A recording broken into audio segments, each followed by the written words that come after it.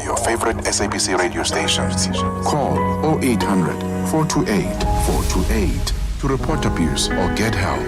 GBV. It ends with you. This message is brought to you by the SABC.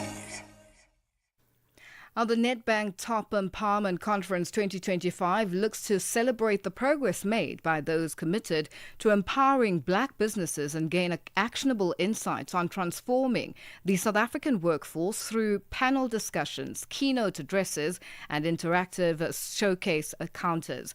Now, join us on the 31st of July and the 1st of August in 2025 at the Sandton Convention Center for 2 full days of empowerment through bold transformation. Your MC, Leanne Manners, will be in discussion with ministers, Nedbank executives, and other thought leaders from around the nation. You can find out more information and get tickets through the website at topempowerment.co.za. Africa Update, your daily dose of African insights with Lulu Gaboo on Channel Africa. Three key regional organizations have signed landmark memoranda of understanding with the Pan-African Parliament. Now, the partnerships forged with Afrobarometer, the Network of African National Human Rights Institutions, and the Southern African Parliamentarians Network Against Corruption seek to deepen citizen engagement, advance human rights, and fight corruption through strategic collaboration.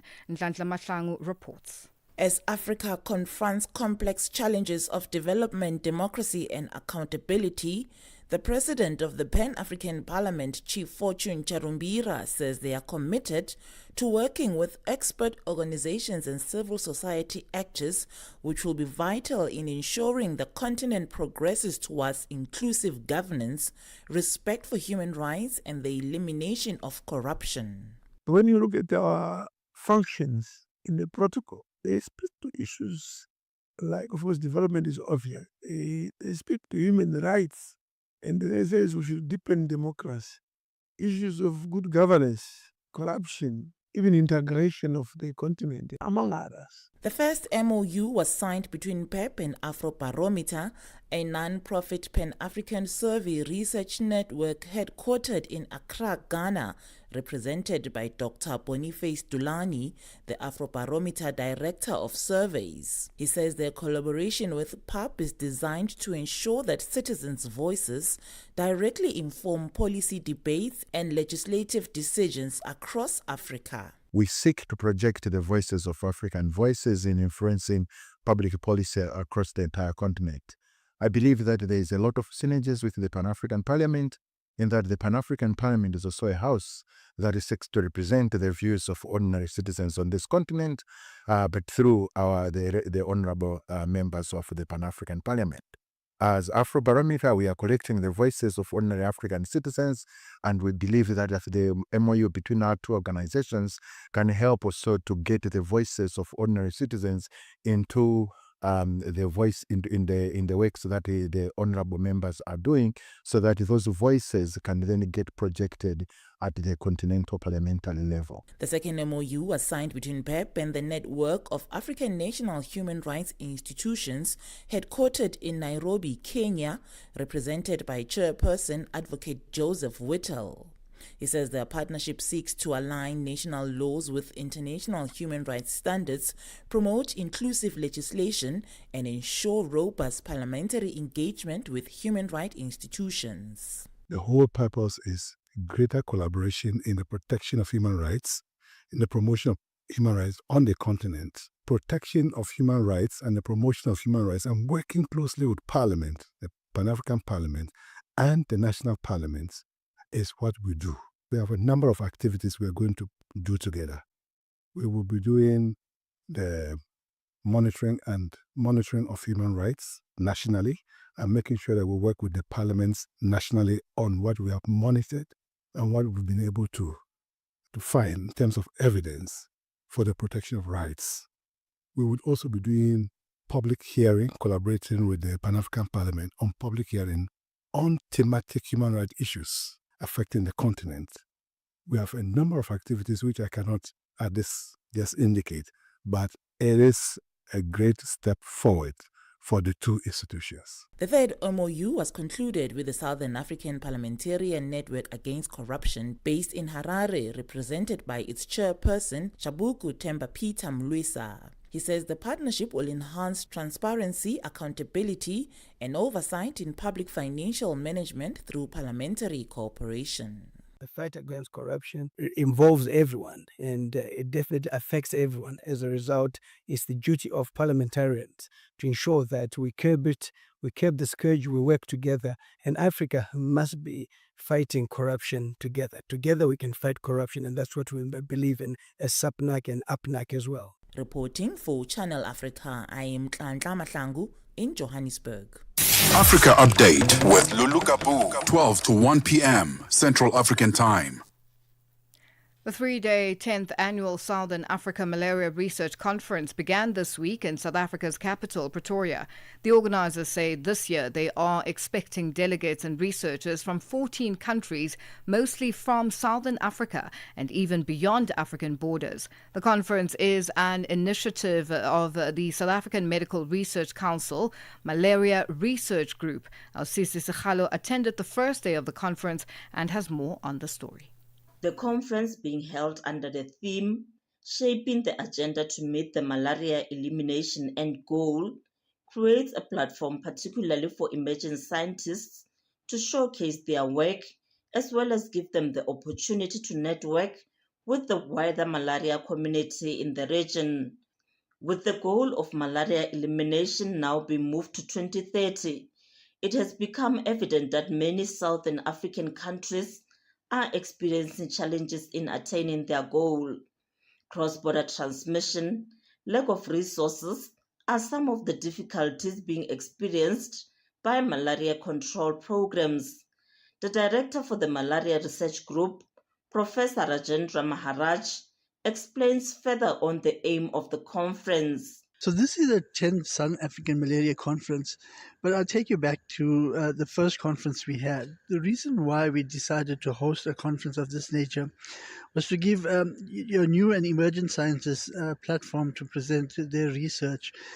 It's very difficult for student researchers to afford the horrendous amounts of money that's required for attending an international conference.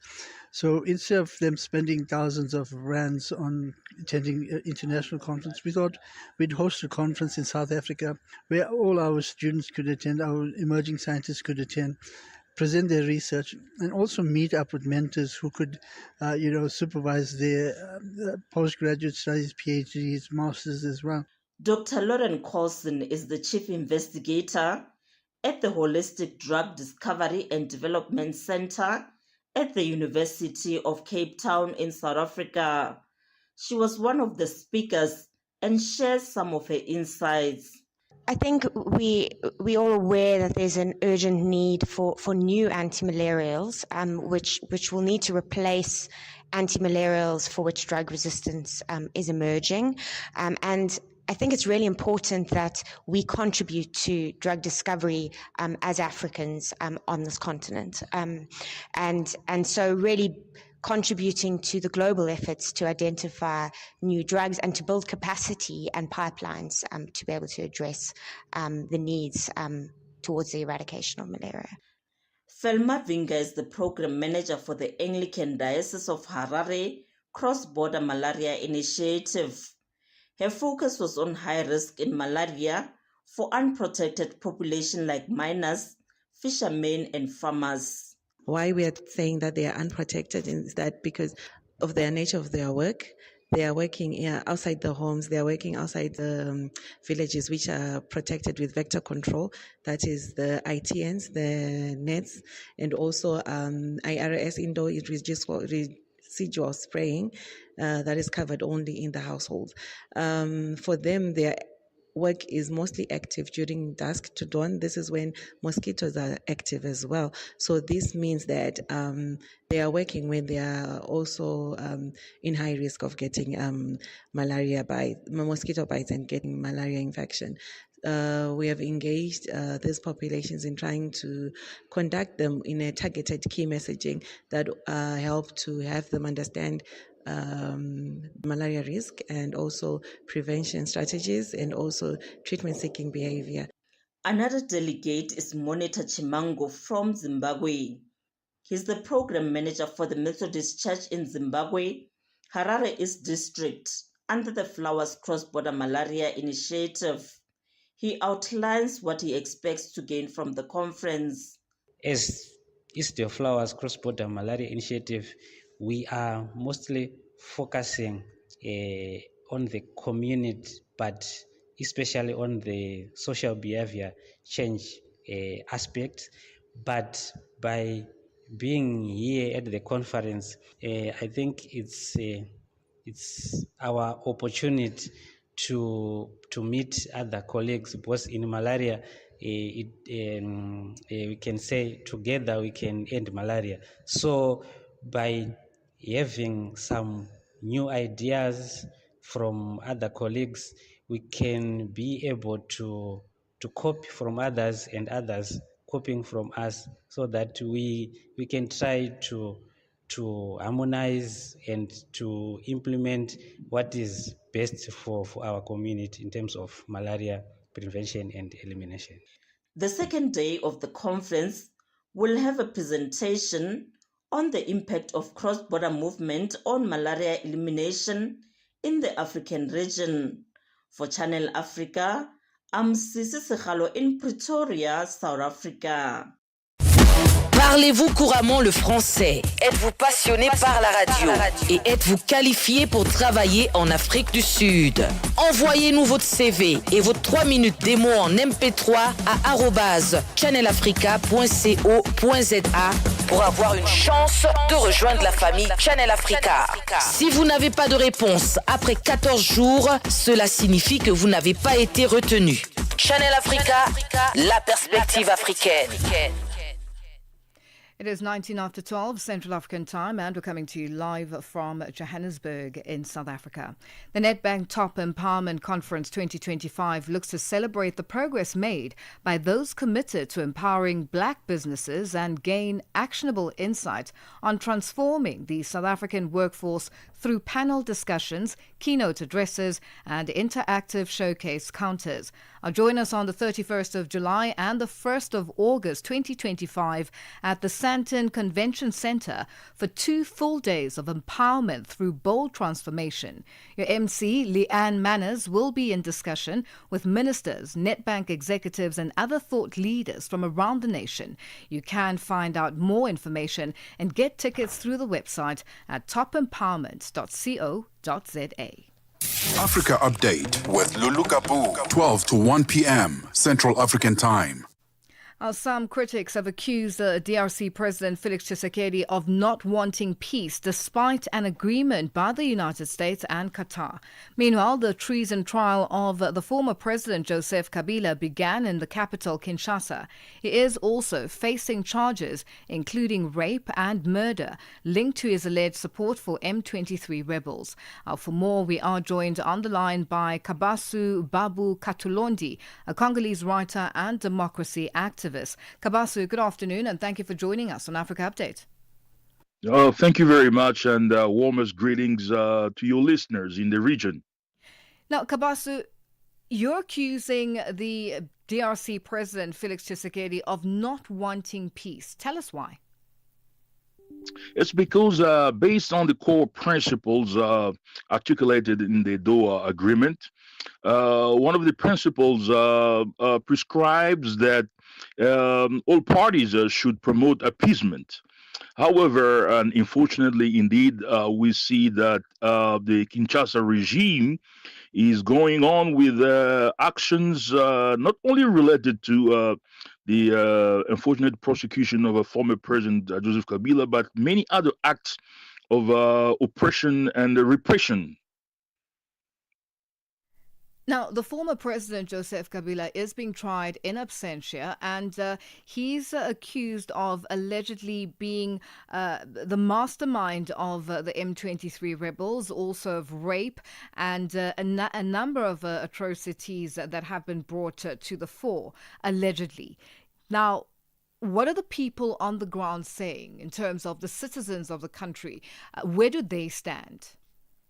Well, as you would guess, the views and perceptions are divided. Those who are core Tshisekedi loyalists, of course, and militant of his party, they support him because according to them, the war must go on and Tshisekedi must militarily vanquish M23, AFC M23, and also sort of also crush all his political opponents to maintain his grip on power. On the other hand, people who side with the opposition and other organizations of civil society claim that or point out that accusation, the prosecution, does make sense. First of all, in terms of the legal proceedings, and it is an aspect that has been pointed out by former President Kabila's lawyers. The process through which he was actually the prosecution was prompted didn't comply with the procedure because for a former president in DRC to be prosecuted, it necessitated a joint sitting of two houses of the parliament, meaning the Senate and the National Assembly. That did not happen. It was only prompted by the Senate, number one. Number two, the accusation does not at all make sense, particularly at this point in time where, based on the Doha Agreement and also to a significant extent based on the Washington Accord, AFC M23 are now valid partners of the peace process with the Kinshasa government. They signed together that text and they called for appeasement. Therefore, the Kinshasa regime cannot turn around and say, okay, now because you associate with M23 and you are in Goma, Mr. Kabila, and then we prosecute you for rapes, whatever other crimes committed allegedly by AFC M23. It does not make sense and it's completely contradictory. That's number one. But number two, number three, the very same accusation could be leveled against President Tshisekedi because he is the one who plotted a coup against President Kabila when he was an incumbent. And secondly, President Tshisekedi is the one with his regime who revived the M23 when they were defeated, disbanded in the region. He's the one who called them, invited them to Kinshasa with a proposal of M23 soldiers becoming part of a special brigade of Tshisekedi's private security in the presidential guard. Soldiers and officers who had been imprisoned by Kabila regime were brought out of prisons. They're the ones now who went ahead, formed special forces of M23 and conquered Goma and Bukavu. So that's what people say it's nonsensical. Yeah. Now, Kabasu, what should be happening now? What are you calling for President Tshisekedi to do, especially to bring peace and stability to that eastern part of the country? And, there are a number of things that are happening on the ground, and in the international community is waiting for the peace agreements to be adhered to. Yeah, that peace agreement is only tackling peripheral syndromes of a deeper cause. The international community and facilitators should pressurize the Kinshasa government to accept an inclusive dialogue. The Sun City Pretoria Agreement framework and model has got very constructive elements that can be utilized to pressurize Mr. Tshisekedi for peace. Only an internal inclusive dialogue that tackles particularly the issue of a crisis of legitimacy and deviation from constitutional democracy. Only tackling those issues will bring durable peace in the Congo and the region. In a now deleted YouTube video released in May, former President Kabila lashed out at the Congolese government. What is the reaction to the video and the reasons behind it being deleted? I think one or two aspects. It was, first of all, because maybe the focus was certainly on dictatorship and pointing the finger to the Kinshasa government. Of course, there's an element of personal animosity. And any facilitator, any mediator must understand that element of animosity, personal animosity between Kabila and Tshisekedi, because Kabila is the one who handed power over to Tshisekedi, and Kabila went a step further to ask to plead with President Cyril Ramaphosa. Kabila sent envoys here to plead with President Cyril Ramaphosa so that President Cyril Ramaphosa can convince 11 African presidents who gathered in Addis Ababa in 2018 to accept the election results. Now Tshisekedi turns around Kabila, and Kabila considers that he's persecuting him, invading his farms and resort and so on and so forth. So that element pushes Kabila to point out dictatorship, which is reality, and the Kinshasa regime doesn't want to accept that they are in a real autocratization and tyrannical rule of the Congo. Now, Kabasu, what needs to happen in the DRC for peace and stability to prevail, and for the citizens of a country to redevelop their country peacefully and also benefit from the minerals in the eastern part of the country? We had a framework. We had what they called the sacrosanct Sun City Covenant, which really any political scientist and historian of Congo politics and of African politics will tell you that the Sun City Republican Pact really provided the Congo with the core principles and values of constitutional democracy. Any person who rules the Congo must abide by that. The Congolese people don't ask much, just abide by the terms, principles, the framework of constitutional democracy. Promote good governance, human rights, and transparent model of development for the Congo. As long as there is a group of people who rule the Congo in a dictatorial fashion and engage in predation, a family and a bunch of friends and cronies monopolize the army and instrumentalize the justice system against the other, we will not have peace.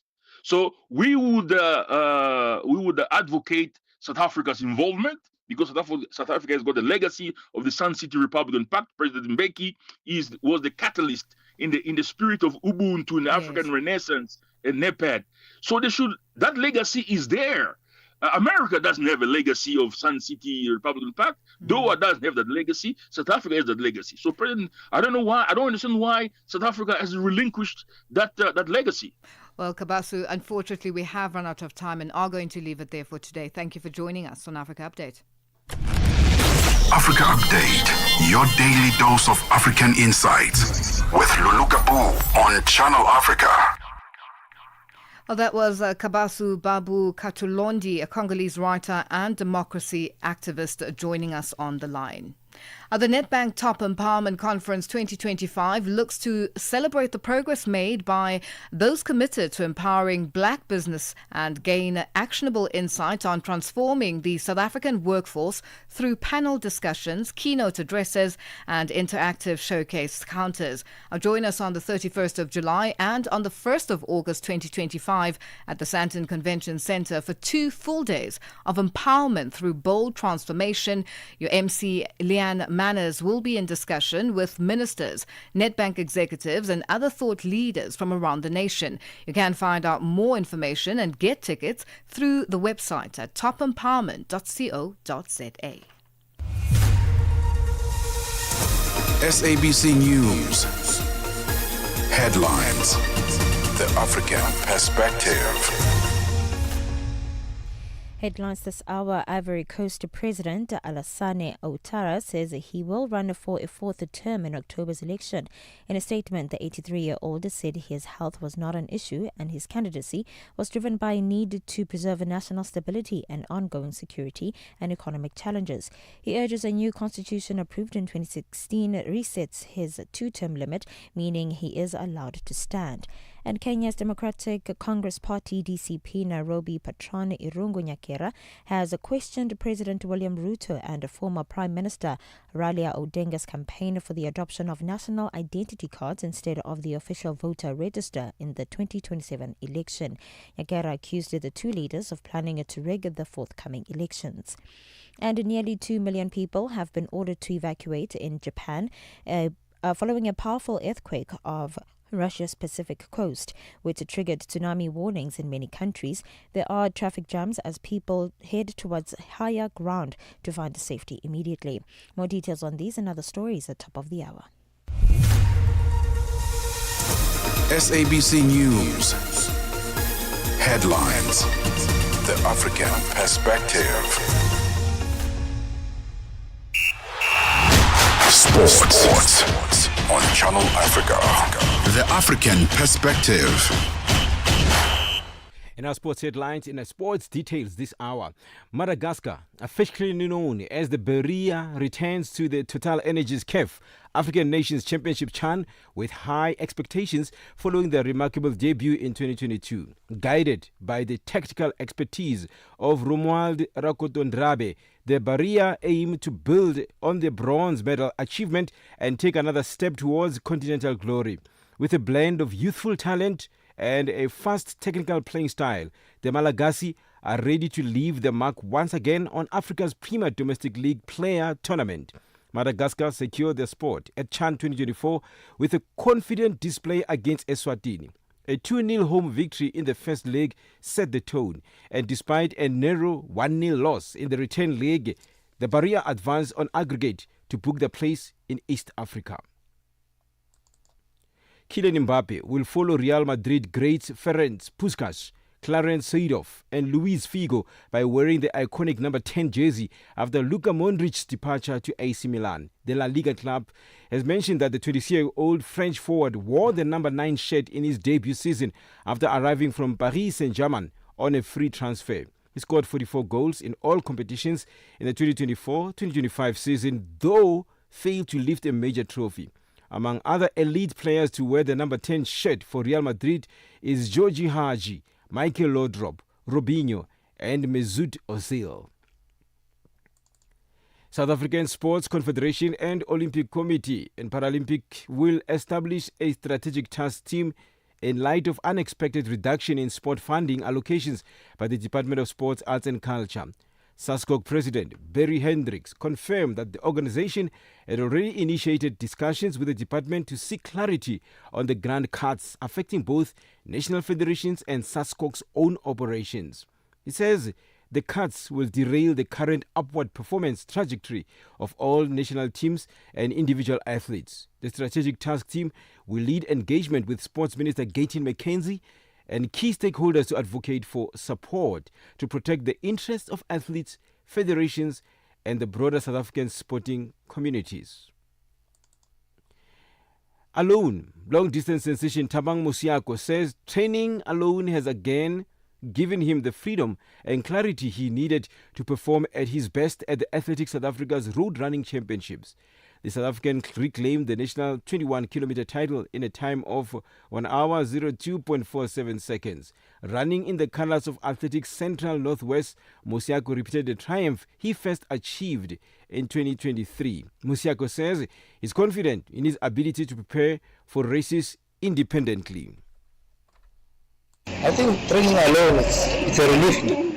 I've been down and up, up, so I'm used to this thing. I think I know running. I know what to do to be fit. Confidence. The Northwest Province-born athlete says regaining the title has done wonders for his confidence heading into the rest of the season. With 2 national half-marathon titles now under his belt, he believes the victory has reignited his self-belief after a tough 2023. 2023 it was a rough patch for me, but I'm happy for my comeback. I don't know whether it's yet a comeback, but I'm really impressed. I can see the way forward, even though I've been trying to run the upsides, but I couldn't dip sub 28. But today I think I'm going to have that confidence again. For any sports stories you'd like to share with us, please do send an email to newsroom@channelafrica.co.za or call us on +2711 714 4459. This is Channel Africa Sport with me, Fikile Ngwati. Sports on Channel Africa. The African Perspective. Africa Conhece o Ntivani? Claro que sou eu. Ntivani é o amante da música de corpo e alma. Eu amo música africana. Ele aprecia todos os tipos de melodias e passa os seus dias a ouvir a Channel África. Adivinha só, a Channel África quer ajudar o Ntivani e os amantes da música em todo o lado a descobrir ainda mais música incrível. Por isso, a Channel África está a convocar artistas africanos a submeterem as suas músicas. Músicos, lembrem-se de nos dar todas as informações relevantes no music@channelafrica.co.za. As submissões são a vossa oportunidade de ser ouvidos, mas não garantem inclusão na lista. Todas as submissões serão cuidadosamente analisadas para verificar se cumprem os requisitos da nossa estação. Canal África, a perspectiva africana.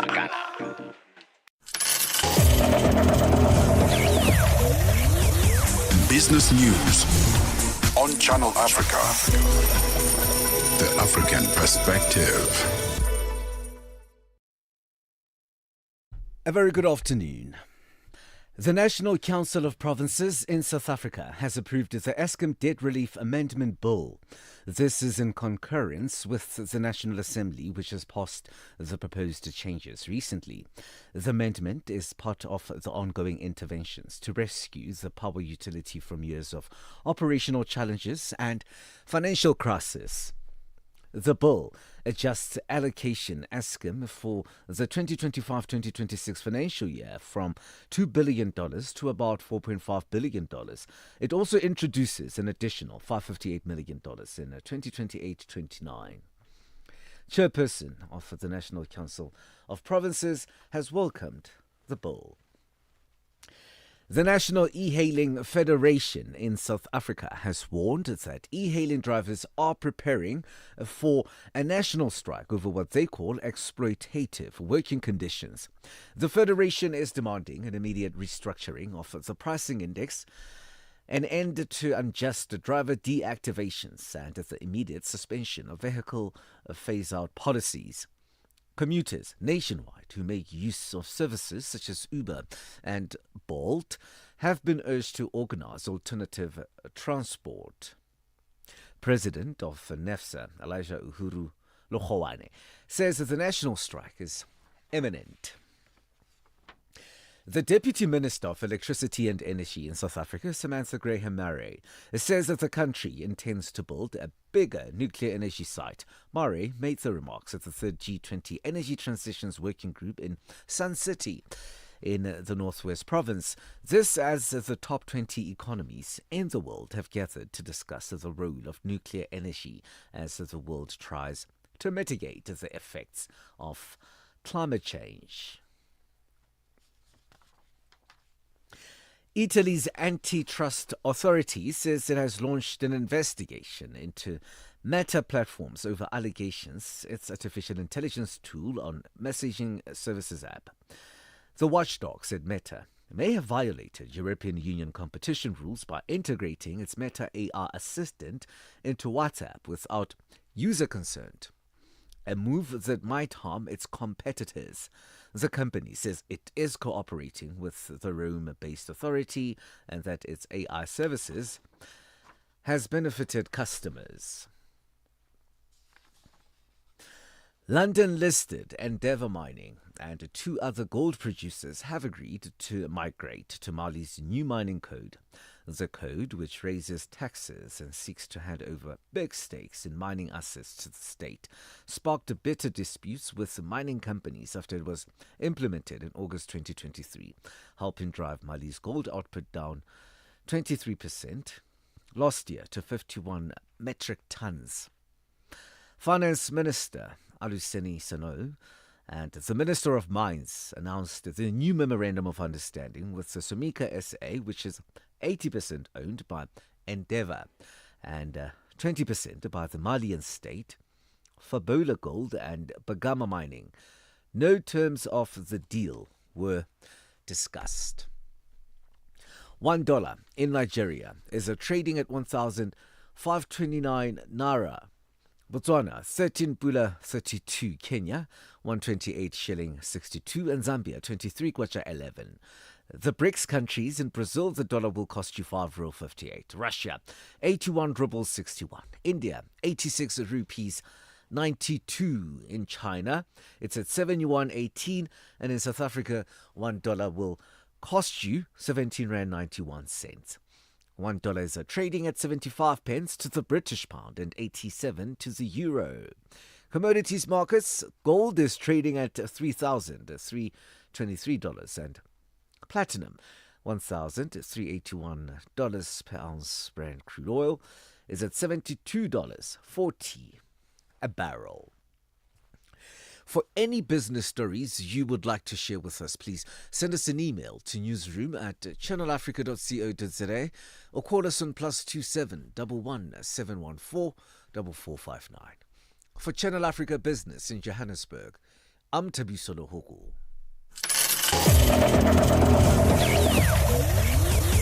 Business news on Channel Africa. The African perspective. No matter where you are, Channel Africa is always with you. SABC Sports brings you Chasing the Sun, a powerful 5-part documentary series about the Springboks, telling the rousing tale of their path to redemption and ultimate World Cup glory in 2019. Starting on the 13th of July at 7:30 p.m. Central African Time on SABC2. Tune in every Sunday for the highs, the heartache, and the heroics that made rugby history. I'll stream each chapter on SABC Plus anytime, anywhere. No subscription needed. Don't miss Chasing the Sun this Sunday at 7:30 p.m. Central African Time on SABC2. Be there when history shines. Darubini ya Afrika na I am Henry Shakif. Hawa wa Afrika Kusini wenye asili ya kizungu ambao wamepewa ukimbizi huko nchini Marekani. Je, nini chanzo cha wao kuomba ukimbizi nchini Marekani? Wenyewe hawajaomba ukimbizi. Kuna shirika fulani inaitwa AfriForum, shirika mbili za wazungu ambao wanatetea haki ya wazungu hapa, AfriForum na Solidarity. Hao walienda Marekani kufanya kampeni kusema kwamba wazungu wananyanyaswa hapa Afrika Kusini, na walivyofanya hiyo kampeni, serikali iweza kuwafuatilia kujua nini ambacho mnasema kwamba mnanyanyaswa. Kuna namna ya wao kwamba wamepoteza uraia wa Afrika Kusini, na je, endapo Trump akamaliza muda wake madarakani, uhalali wao wa kuishi nchini Marekani ukoje? Itakuwa vigumu, kifupi itakuwa vigumu wenyewe kupoteza uraia wao. Darubini ya Afrika 11 kamili hadi 12 kamili majira ya Afrika ya Kati. Africa Update with Lulu Gaboo, 12 to 1 p.m. Central African Time. It is 12:45 Central African Time, and we're coming to you live from Johannesburg in South Africa.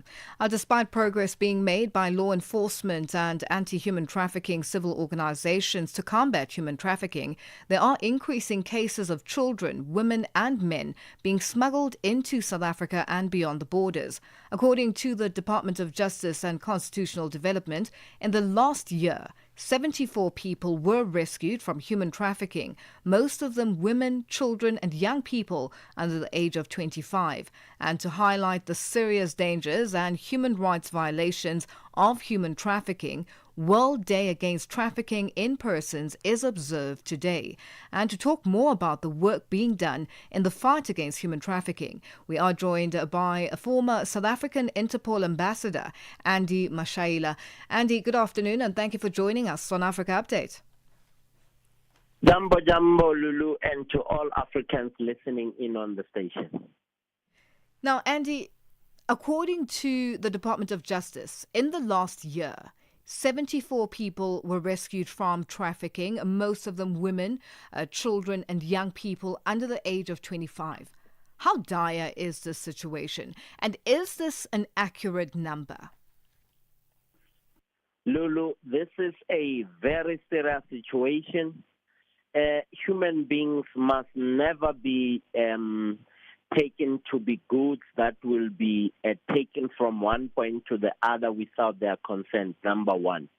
Number two, the stats that we pick up with regards to this human trafficking disease and satanic deeds by those who are involved in what you and I refer to as modern day slavery. We will go into the details as this interview progresses.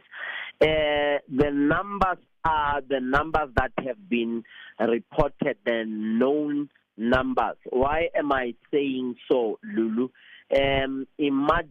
Remember those people who were found in a house in Lombardy and subsequently in one of the suburbs in Johannesburg of Ethiopian origin, who could not even speak one or two languages except for the young man who was able to speak English to communicate.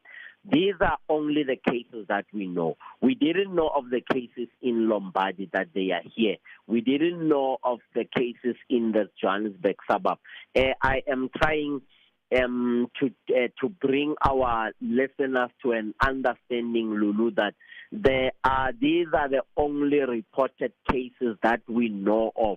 Maybe after this conversation, we will learn in the next few weeks or next few months that there's a group of people that has been found somewhere else who are victims of human trafficking. So these are only the numbers that we know that have been reported. Many more might be in the backyard of suburb A or suburb B. Now, the South African government has identified ports of entry as strategic points vulnerable to trafficking syndicates. How important is it to strengthen resources at airports and harbours to intercept trafficking activities and support victims?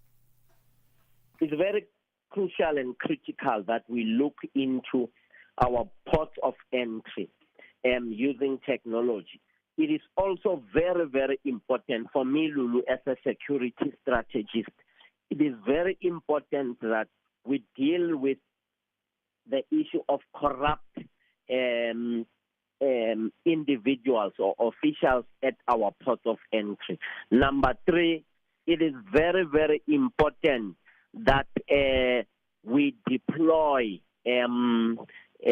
intelligence operatives, particularly at those countries that have been identified as hotspots as per the reports on human trafficking 2025 and 2024, 2024-2025, and go into those areas and learn from the law enforcement agencies in those areas of the rings, syndicates that are into human trafficking. Lulu, it's sad for you and I to be talking about human trafficking, and on the flip side of that coin, to be talking about people who are syndicate operators, who are the masterminds of syndicate operators, who are what you and I can say, they are the drivers of modern day slavery. I have had dealings with the CNN Freedom Project, where young kids have been victims of human trafficking, and many women and many others, blind people from Zimbabwe who are forced to come and back by our freeways and byways. You think you're giving them money only to realize that the human trafficking syndicate is using those blind people and those women and the children that we see at these points, using them for criminal activity. So we have a responsibility to penetrate those syndicates from the point of origin. We know the hotspots, and the whole world knows the hotspots. Interpol knows the hotspots. Local law enforcement agencies know the hotspots because they have intelligence that speak to human trafficking. Now, Andy, you just highlighted something that's very key. It is known that syndicates operators or the heads of these human traffickers, And then you touched on something about that we see on a daily basis wherever you drive, the blind person who is being assisted by somebody else, or the wheelchair-bound person who's assisted by somebody else. And then the women who sit there at different intersections with children. Police cars driving past on a daily basis. It is known that these people are stationed at these different intersections. Nothing happens. Why is this the case? Why do police turn a blind eye on a situation that has now become a crisis on literally almost every intersection? In Johannesburg, let me speak for that. Lulu, the seriousness of your question says I should respond in this following manner. One, to law enforcement agencies, be them your National Traffic Police, be them JMPD, be them EMPD, TMPD, Tshwane MPD, your South African Policing Service, police services. To them, that's something very, very minute. To them, it's a small little incident. And quickly going to the second part of my response. Because law enforcement agencies don't spend time doing data analytics, analyzing the data. How many do we see by this intersection? How many did we see by the next intersection? How many kids? What language have they been speaking? We have been very, very slow. Particularly in my home country, South Africa, we have been very slow in collecting intelligence so that it can be properly analyzed, so that we can follow them, so that you and I can be deployed to say, every morning when that gentleman or that lady arrives in a wheelchair, find out who gives them water, find out who gives them food, find out in the evening the car that they climb into going back to where they sleep.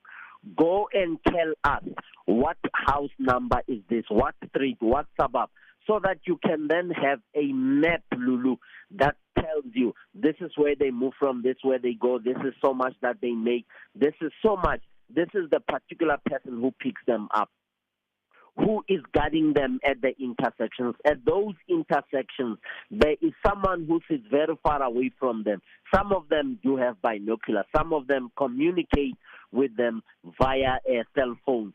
These blind people, we see the young men helping the old men. Both of them are forced victims of human trafficking who must collect money. In the evening, it gets counted. Where is this money being counted? How much is being made? We can only do that when law enforcement agencies, including municipal police, collect intelligence on these people. With the establishment of the Border Management Authority in South Africa, would you say they have made a dent on human trafficking? They have indeed made a dent on human trafficking. I remember last year, 2024, 2025 stats suggested that only at Easter, either 2025, about 700, 300, if not 700,000 people. I can't remember those stats exactly, but it's over 300,000 people who were turned back at border posts, suggesting that even those who might have been willing to be brought into the country, those who are smuggled, those who paid to come over the border, were turned back. And those who were turned over the border might also had been driven by their families being put under gunpoint in their home countries to say, you will cross the border.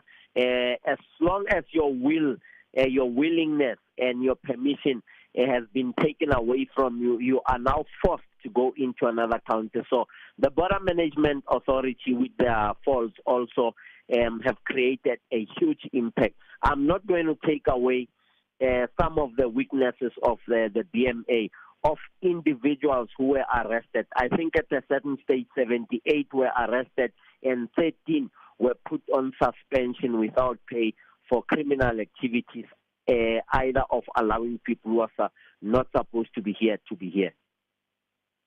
Well, Andy, it's always a pleasure chatting to you, and thank you so much for joining us on Africa Update. We'll leave it there for today. Get the news, music, and lifestyle of Africa on Channel Africa, the African perspective. That was South African Interpol Ambassador, former South African Interpol Ambassador Andy Mashaila joining us on the line. And today on hashtag Africa Updates we asked the question, with today being World Day Against Trafficking in Persons, what can we do to stop the scourge on the African continent? Share your thoughts and your views on all our social media platforms, on X, Instagram at Channel Africa 1, on Facebook at Channel Africa. You can also send us your comments and voice notes to +2763 as 4069126. Hashtag Africa Update Us. Your window to the continent and beyond. Africa Update. Only on Channel Africa. Channel Africa. The African perspective. Get the news, music, and lifestyle of Africa on Channel Africa. The African perspective.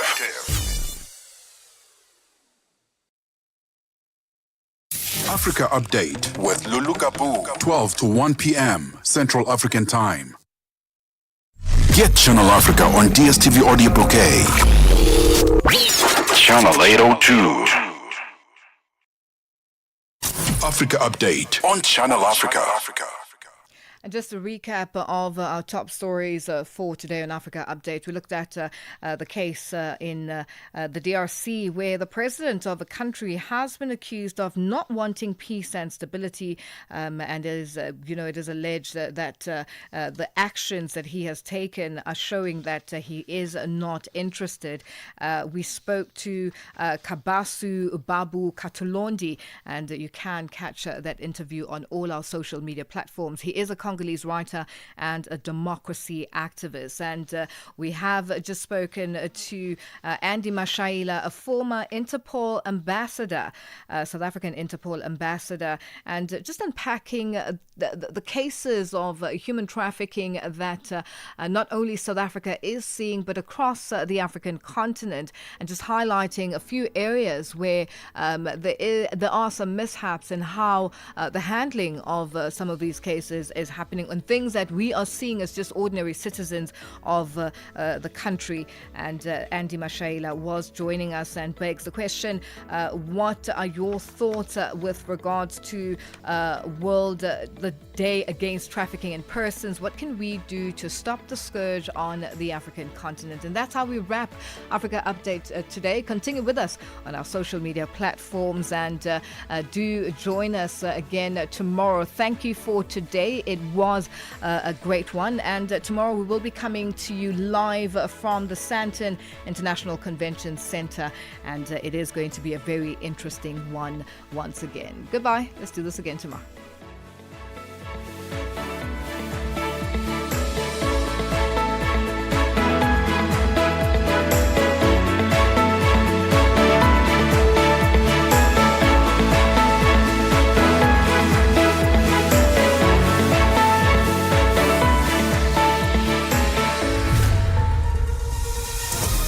SABC News. The African perspective. With your news at 1 o'clock, I'm Matabela Mahabe. Good afternoon. Starting off with the story, Ivory Coast President Alassane Ouattara has announced he will run for a fourth term in October's election. In a statement, the 83-year-old said his health was not an issue and his candidacy was driven by a need to preserve national stability amid ongoing security and economic challenges. Joey Lehodi reports. Ouattara argues a new constitution approved in 2016 reset his two-term limit, meaning he is allowed to stand. He will be the poll's frontrunner, as several potential challengers have already been barred from the race. Yesterday, former Minister Tijane Thiam and other opposition leaders swiftly denounced Ouattara's decision to run. On the same day Ouattara announced his bid, authorities banned a peaceful protest planned for 7th August. And Kenya's Democratic Congress Party, DCP, Nairobi Patrani Irungu Nyakera, has questioned President William Ruto and former Prime Minister Aurelia Odinga's push for the use of national identity cards, ID, instead of the official voter register in 2027 general elections. In a statement on Tuesday, Nyakera accused the two leaders of collaborating to rig the upcoming elections. He claimed that the shift from the official register to ID cards alone was part of a larger plan to influence the outcome of the vote. Foreign policy consultant in Kenya, Gordon Kachola. So already we are not where we need to be as a country as far as election preparedness is concerned. But that notwithstanding, claims to rig elections often come around during this particular hour because whenever we are going to election, Kenya's elections are always very intense. But there is no any election that has never had claims of rigging. I heard him say that the president wants everyone to use an ID card instead of a voter's card to vote. Before you even participate in an election, you must confirm that you are Kenyan. How do you confirm that you are Kenyan? And the presidency in South Africa has reacted to comments made by the retired Chief Justice Raymond Zondo about the pain he felt when he had to swear in cabinet ministers who had state capture findings against them. Zondo was speaking on the sidelines of the South African Council of Churches Anti-Corruption Summit in Johannesburg last week when he made the remarks. The commission, which was established in 2018 and chaired by Zondo, exposed the rampant looting and capture of various state-owned enterprises. In the commission's final report, it called for further investigations and prosecutions of individuals involved and systematic reforms. Presidential spokesperson Vincent Magwenya says the president is waiting for due legal process to unfold. Former Chief Justice Zondo will appreciate that those individuals have rights accorded to them in terms of due process. What they've done correctly so is to exercise those rights by taking the report on review. And until such time those matters are concluded, the president could not take any punitive action against them, not appointing them as ministers when they qualify to be appointed as ministers on the basis of being implicated in the Zondo Commission report will have been punitive. International Relations Minister Ronald Lamola says a